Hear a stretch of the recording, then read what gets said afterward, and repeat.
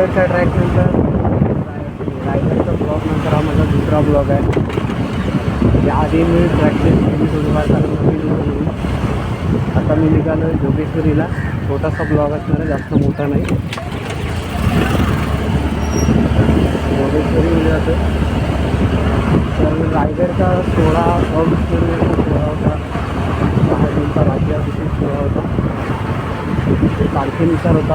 आतासुद्धा 20 तारखेला येतो. तिथेनुसार ज्येष्ठ संस्कृत दिवसाला. तर तो सोहळा राजगडवरती आहे. समोर सामाजिक संस्थेमार्फत. तर ज्यांना कुणाला रायगडला जमलं नसेल काही कारणास्तव तर त्यांनी राजगडावरती 20 जून झाले तो सोहळा. 19 आणि 20 जून सोहळा आहे.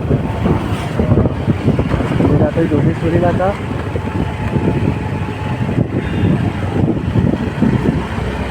आज संडे आहे. थोडासा रस्ता खाली असणार आहे.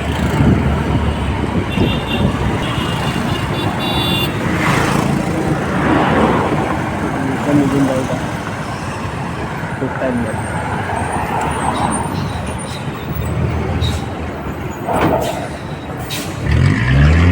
बसेसवाले पण थांबत नाही. आता आपण इकडून लेफ्टला जाणार आहे. लेफ्टवरून तिथे हायवे पकडून ऑलमोस्ट परत लेफ्ट मारायला लेफ्टच्या खाली सांगितलं होतं की आपण एका मंदिरात जातो आहे, जोगेश्वरी मातेच्या मंदिरात जोगेश्वरीला. तर त्या मंदिराची थोडी हिस्ट्री मला माहिती होती, म्हणजे तिथल्या पुजाऱ्यांनी सांगितली होती. तर मी तुम्हाला थोडीफार सांगतो आता जाताना. तर असं आहे की ते पांडवकालीन मंदिर आहे आणि हे मंदिर आहे ते पांडव जेव्हा अज्ञातवासात होते आणि ते तेव्हा मत्स्य राज्यात होते. म्हणजे तेव्हाचं ते मत्स्य राज्य होतं. ते आत्ताचं महाराष्ट्र किंवा ते मुंबई म्हणता येईल आपल्याला. कारण आजही आपण बोलतो की मुंबई जरी ही मराठी माणसाची असली तरी इकडे जास्तीत जास्त जो खारीचा वाटा होता तो आगरी कोल्हा लोकांचा होता. आजही आपण बोलतो की आगरी कोल्हे लोकांची मुंबई म्हणून. तर तेव्हाचं जे मत्स्य राज्यात जेव्हा पांडव राहत होते तेव्हा त्यांनी म्हणजे राहत असताना तेव्हा त्यांना देवीचा दृष्टांत झाला की या ठिकाणी माझा अंश आहे. तिचा देवीच्या चरणाचा चरणशिला आहे. ही एका पायाची चरणशिला आहे तर दुसरी चरणशिला ही कन्याकुमारीला आहे. मग पांडवांनी मंदिर बांधलं गेलं. तसेच तिकडे 7 पाण्याचे कुंड आहेत. त्यामधले आत्ता फक्त आपल्याला 3 ते 4 पाहायला मिळतात. असा या मंदिराचा शॉर्ट फॉर्ममध्ये मला माहिती असलेला इतिहास आहे. इतकं काय वाचलं नाही मी, बट मला सांगितलं होतं तिकडच्या पुजाऱ्यांनी. तर आता आपण जाऊयात, बघूयात मंदिर.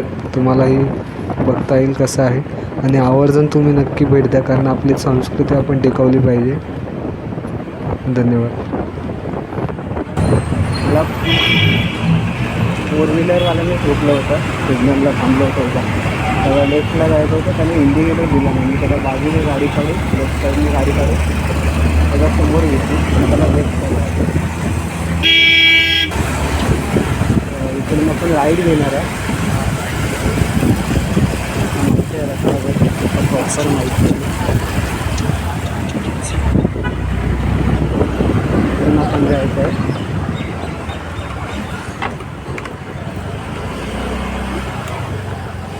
पुढच्या रस्त्याला आणि मला माहीत नाही नेमका, बट आतमध्ये आल्याने असंच जायचं थोडंफार.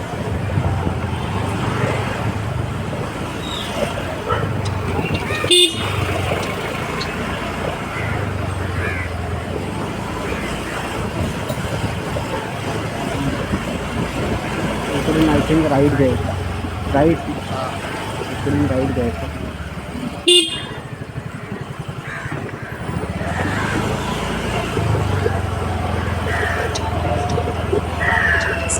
अजून मॅप लावला आहे, ऐकायला येत असेल तुम्हाला सुद्धा.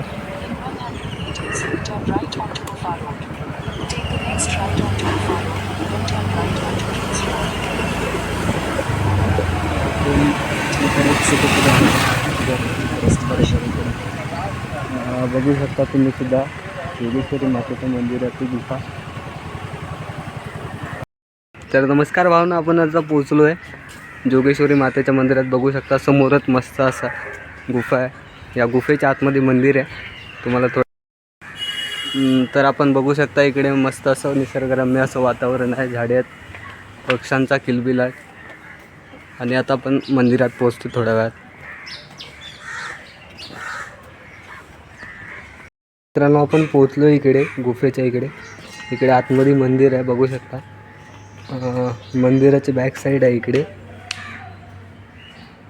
इकडे आपण चप्पल काढणार आहे या साईडला कुठेतरी आणि मग आतमध्ये जाणार आहे. तर आपण बघू शकता मंदिराची बॅक साईड आहे इकडे.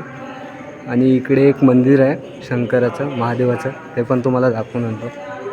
तर आपण बघू शकता इकडे महादेवाचं मंदिर आहे.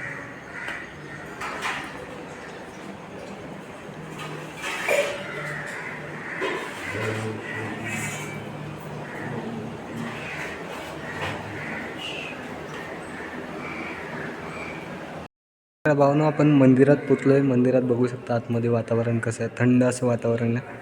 माझ्या मागच्या साईडला मंदिराची जी देवीचा मुख्य गाभारा आहे तो तिकडे मागच्या साईडला आहे. तिकडे कॅमेरा वगैरे नेऊन देत नाही म्हणून आपण सुद्धा जास्त तिकडे जात नाही आहे. आपण पुढे जातो. इकडे पाणी साठले बघू शकता.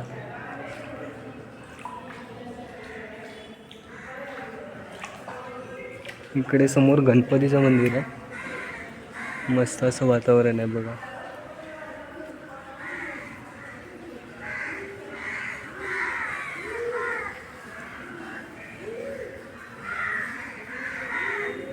ही जी आहे ती नेमकी समोरची साईड आहे मंदिराची.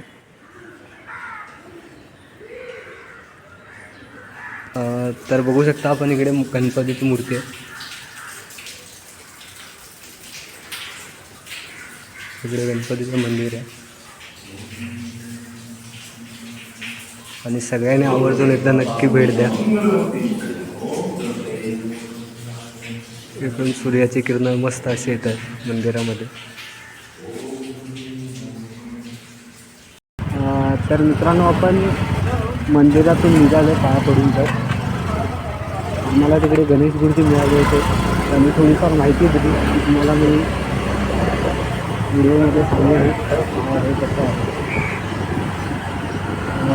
ते सुद्धा कॉल करणार आहेत मला थोडीफार माहिती देण्यासाठी. आता आपण निघालो रिटर्न घरी जायला.